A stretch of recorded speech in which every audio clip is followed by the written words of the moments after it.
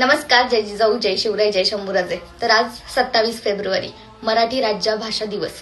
तर हा जो दिवस आहे कवी कुसुमाग्रज यांच्या वाढदिवसानिमित्त साजरा केला जातो.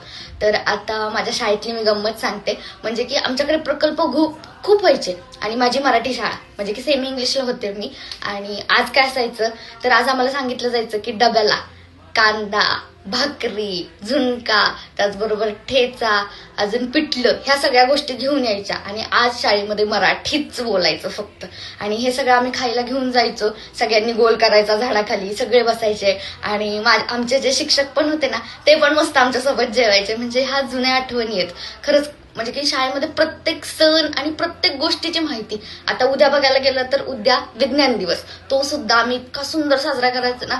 इतके सोपे प्रोजेक्ट करायचे ना. म्हणजे डोक्याला पट्टी घासायची, छोटे छोटे पेपर कापायचे आणि त्यांनी ते चिकटवायचे. अशा आम्ही एवढे उद्योग करायचं ना. आणि खरंच हेच ते दिवस आहेत, ते आता खूप मिस करतो. आता माझ्या शिक्षकांनी हा व्हिडिओ बघितल्यावरती त्यांना नक्कीच कळून जाईल.